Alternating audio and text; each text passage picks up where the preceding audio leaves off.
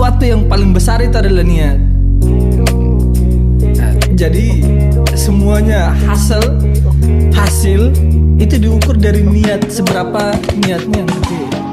Yang hilang akan datang dalam bentuk yang lain. So tahu saja jangan kau risau, jangan kau lampau, masa depan begitu silau, yeah. Hadapkanlah wajahmu tepat di ujung hari. Katakan pada dirimu yang berlalu biar berlalu. Shalom, perkenalkan nama saya Situs Bintang Seranggoranilo. Sini saya akan mempresentasikan materi etika Kristen yang diasuh oleh Bapak dosen Daud Wilberjohn Tafuli. Lalu dilanjutkan dengan pemaparan materi tentang etika Kristen dalam proses belajar. Baik, yang pertama kita masuk tentang apa itu mata kuliah etika Kristen. Mata kuliah etika Kristen merupakan kajian teologis dan praktis mengenai prinsip moral berdasarkan iman Kristen yang berakar pada konsep Imago Dei serta teladan hidup Kristus. Mata kuliah ini membentuk mahasiswa sebagai pembelajar, calon guru, pelatih, dan olahragawan yang memiliki etos kerja, integritas, serta karakter serupa dan segambar dengan Kristus. Mahasiswa diarahkan mampu menerapkan nilai-nilai etika Kristen secara kontekstual dalam dunia pendidikan jasmani dan olahraga sehingga berdampak bagi gereja, masyarakat, serta nusa dan bangsa. Masuk pada yang berikut, itu manusia. Manusia adalah makhluk etis.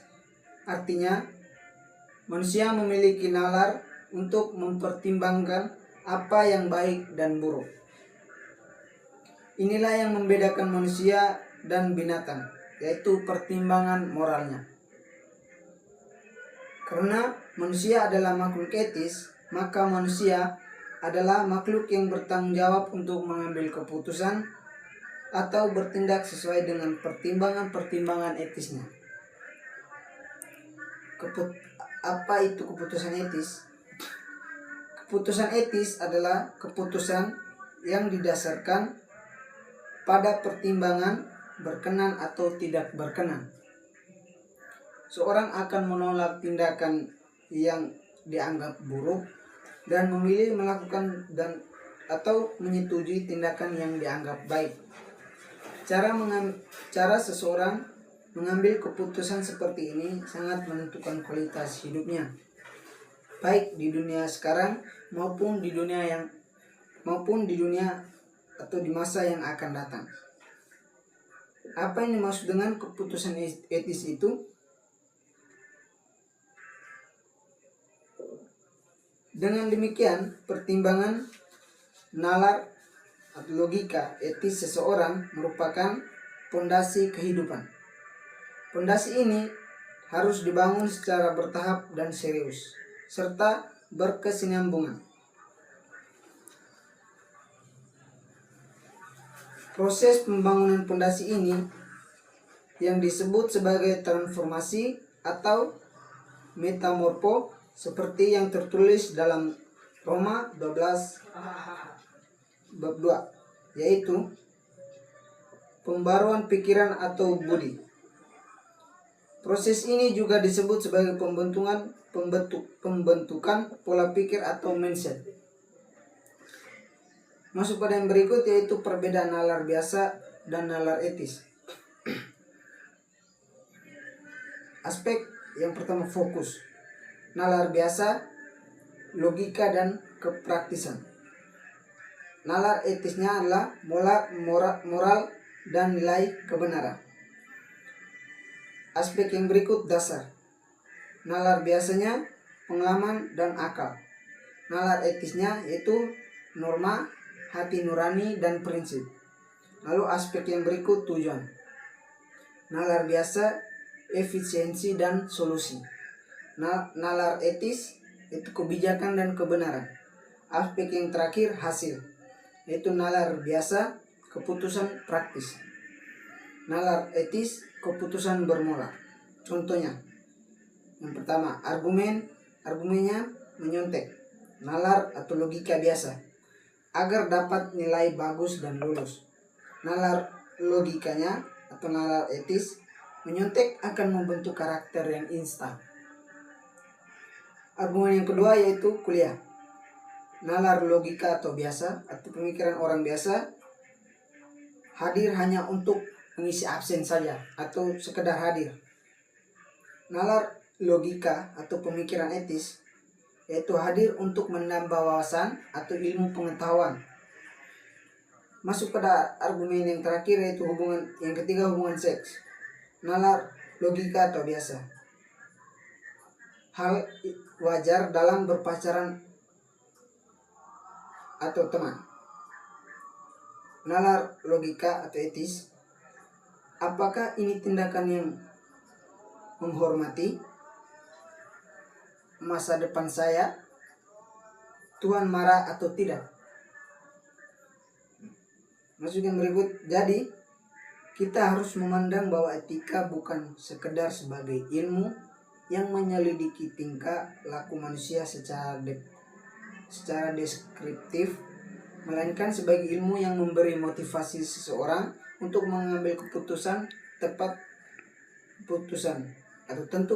yang tepat. Di sini etika tampil sebagai ilmu yang normatif, yang bukan hanya memaparkan penjelasan yang memuat panggilan dengan identifikasi sebaiknya, tetapi panggilan yang diidentifikasi seharusnya. Masuk pada yang berikut yaitu manusia memiliki 4 potensi. Yang pertama potensi spiritual, yaitu ada 2. Dalam bahasa Ibrani ada 2, roh.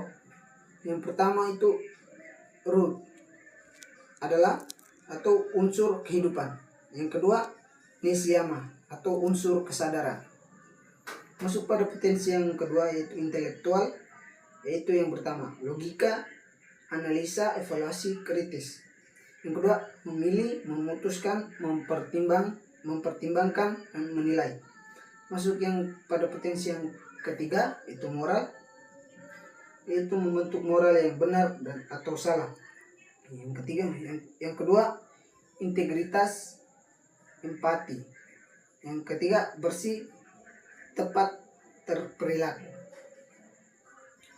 Pengertian etika. Etika berasal dari bahasa Yunani yaitu ethnos. Kata ethnos muncul dalam Perjanjian Baru dalam 1 Korintus bab 15 ayat 33 terdapat kata inti yaitu ethe. Kata ethe dapat diterjemahkan yaitu customary abode. Kata ethnos muncul dalam Perjanjian Baru dalam 1 Korintus bab 15 ayat 33 terdapat kata inti yaitu ethe. Kata ethe dapat diterjemahkan yaitu customary abode atau tempat tinggal yang biasa atau tempat tinggal kediaman yang lazim atau tempat tinggal atau tempat menetap, tempat yang sering dikunjungi, tempat favorit atau kebiasaan berkumpul, atau keadaan yang biasa atau kondisi yang lazim atau praktik yang lazim dilakukan, atau moral atau nilai-nilai yang baik dan buruk, yaitu karakter atau watak dan kepribadian. Dalam bahasa Indonesia diterjemahkan kebiasaan, dan kalimat ini dapat diterjemahkan be not, device, evil, communication, corrupt good manners. Kata ete ini juga diterjemahkan manners. Dalam Alkitab New International Version Kata ete ini diterjemahkan karakter. Dengan demikian, dapatlah dimengerti bahwa kata etos hendak merujuk pada perilaku manusia.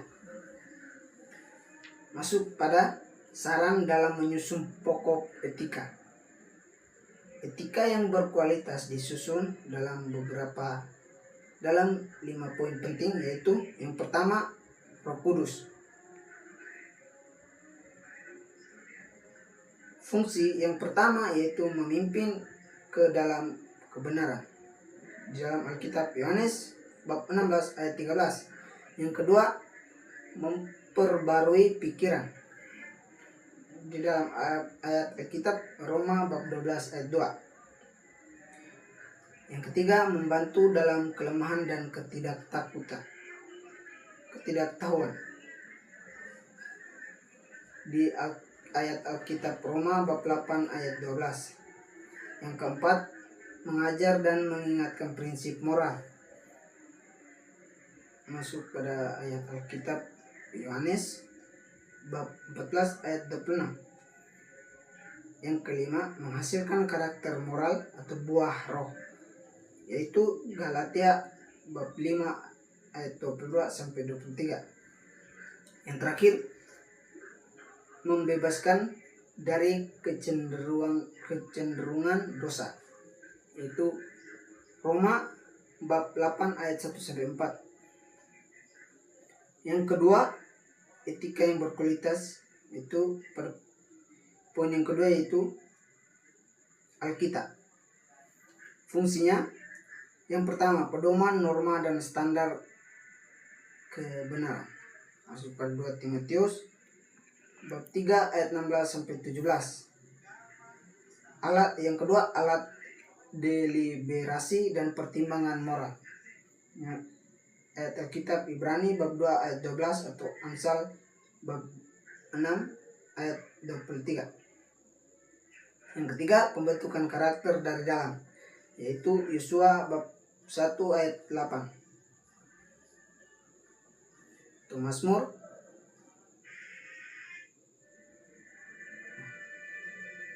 Yang keempat, menerangi hati nurani. Roma bab 2 ayat 15 atau Mazmur bab 19 ayat 8. Yang kelima, koreksi dan pemulihan dari penyimpangan, yaitu 2 Timotius bab 3 ayat 16. Yang terakhir, hikmat untuk situasi kompleks. Yakobus bab 1 ayat 5. Amsal bab 3 ayat 5 sampai 6. Yang ketiga, etika yang berkualitas yang ketiga yaitu dokumen. Fungsi yang pertama, penjabaran otoritas Alkitab, yaitu 2 Timotius bab 3 ayat 16 sampai 17. Yang kedua, perlindungan dari penyimpangan norma, yaitu Titus bab 1 ayat 9. Yang ketiga, menjaga kesatuan etika komunitas. Efesus bab 4 ayat 3 sampai 6. Yang keempat, pembentukan hati nurani komunal. Roma bab 12 ayat 2. Yang terakhir, prosedur pengambilan. Matius bab 18 ayat 15 sampai 17.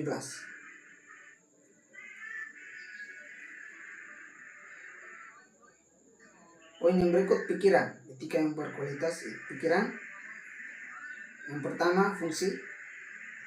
Pikiran yang diperbaharui membedakan kehendak Allah.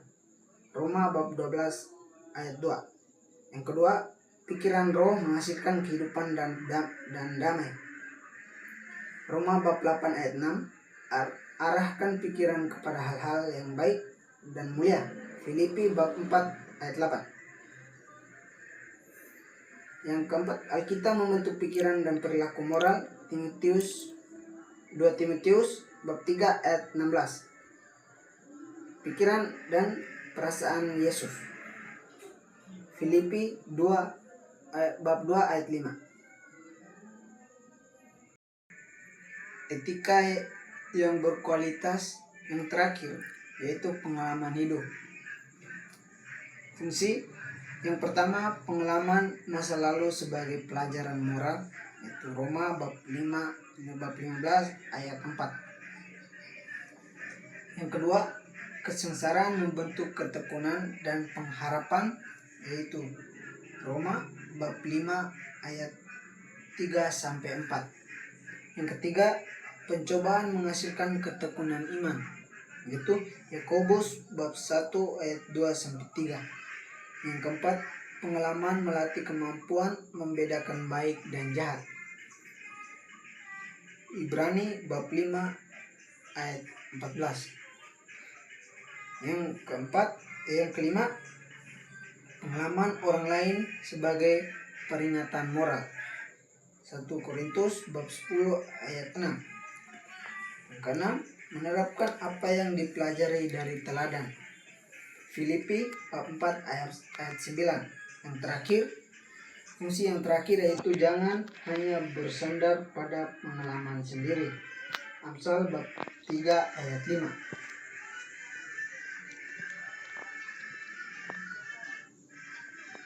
Etika Kristen merupakan ajaran yang menentukan manusia dalam mengambil keputusan dengan menjaga perasaan Tuhan, yakni memiliki kepekaan terhadap kehendaknya, serta membangun relasi yang baik, bertanggung jawab, dan berlandaskan hidup Yesus dalam kehidupan bersama-sama. Prinsip dasar etika Kristen ada 7. Yang pertama, dasar beretika, pertobatan dan iman. Yang kedua, sumber dan norma tertinggi yaitu Alkitab. Yang ketiga, dasar etika berpikir seperti Yesus. Yang keempat, motivasi utama yaitu kasih. Yang kelima, penopang internal yaitu hati nurani. Yang keenam, penopang eksternal yaitu gereja. Yang ketujuh, yang terakhir, faktor pendukung yaitu konteks sosial. Jadi itu adalah kunci dalam beretika.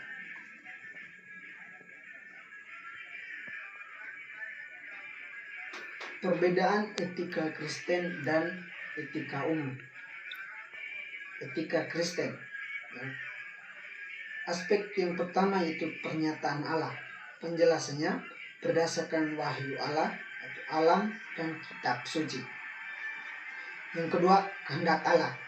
Penjelasannya tidak bertentangan dengan karakter Allah yang kudus. Aspek yang ketiga bersifat mutlak. Penjelasannya, karakter Allah adalah tidak berubah. Aspek yang keempat yaitu menentukan hidup. Penjelasannya, keputusan etis memengaruhi masa depan bahkan di kekalahan. Aspek yang kelima, yang terakhir yaitu tujuan. Penjelasannya, kemuliaan Allah dan damai sejahtera manusia. Etika umum, masuk pada etika umum. Aspek yang pertama yaitu kekuasaan atau mayoritas. Penjelasannya, yang berkuasa atau terbanyak dianggap benar. Aspek yang kedua, adat kebiasaan. Penjelasannya, moral ditentukan oleh budaya atau kelompok. Aspek yang ketiga, relativisme. Penjelasannya, manusia menjadi ukuran benar atau salah. Aspek yang keempat, HAM atau hak asasi manusia. Penjelasannya, kebenaran dilihat dari hak asasi manusia. Aspek yang kelima, tidak berlebihan. Penjelasannya, selama tidak berlebihan dianggap benar. Aspek yang keenam, kesenangan. Penjelasannya, yang membawa bahagia dianggap benar. Aspek yang ketujuh, manfaat terbesar. Penjelasannya yaitu yang menguntungkan banyak orang dianggap benar. Yang aspek yang terakhir yaitu kepentingan. Penjelasannya benar jika sesuai keinginan.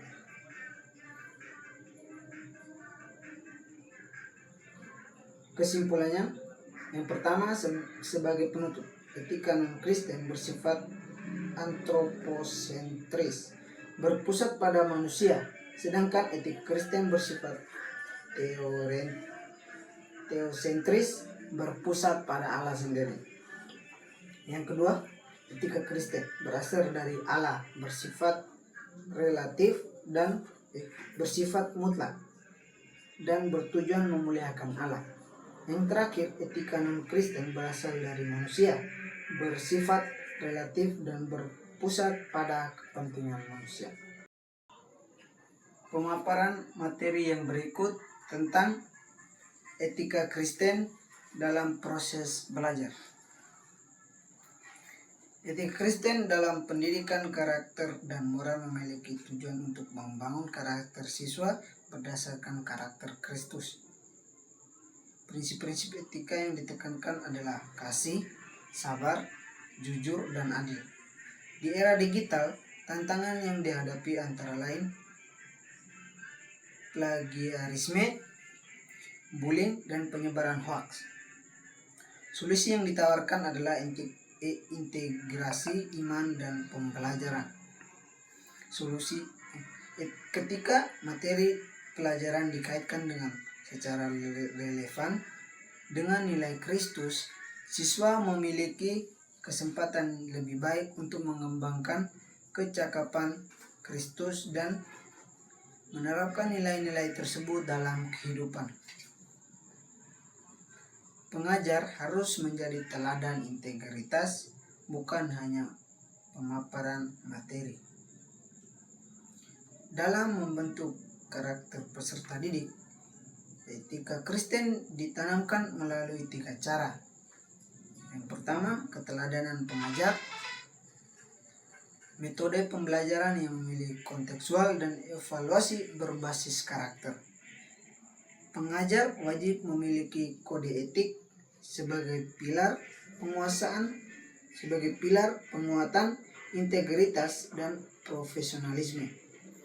Proses belajar harus memasuki nilai kejujuran saat ujian, keadilan saat kerja kelompok, dan kesabaran saat diskusi. Model pendidikan karakter berbasis iman Kristen. Dalam proses belajar, pengajar memfasilitasi siswa untuk memahami, menginternalisasi, dan menerapkan nilai Kristen setiap hari. Terdapat 5 tahap penting. Yang pertama, menetapkan nilai Kristen sebagai dasar kurikulum.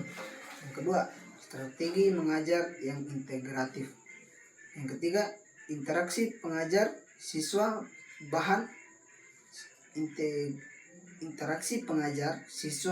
bahan ajar untuk pengembangan karakter. 4. Indikator dan metode evaluasi karakter siswa. Yang kelima, monitoring untuk perbaikan berkelanjutan.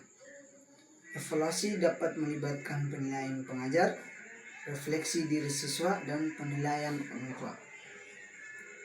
Melalui cerita Alkitab, sedangkan di tingkat SMA dibahas integritas akademik versus plagiarisme AI. Metode ini memastikan pembentukan moral tidak bersifat linear, tetapi bertumbuh seiring kesiapan kognitif dan spiritual siswa. Proses belajar etika Kristen dapat menggunakan 5 tahap SHARP. Praksis, present action, melihat masalah nyata. Yang kedua, story dan vision, itu mengaitkan dengan kisah Alkitab. Yang ketiga, critical reflection, yaitu analisa dengan nilai Kristus. Yang keempat, dedication, yaitu mengambil keputusan etis. Yang kelima, respon atau aksi nyata. AI dapat membantu memberikan studi kasus dilema etis. Namun, Pengajar tetap memegang kendali interpretasi dan pendampingan pastoral. Teknologi boleh dipakai, tetapi tidak menggantikan relasi dan keteladanan manusia.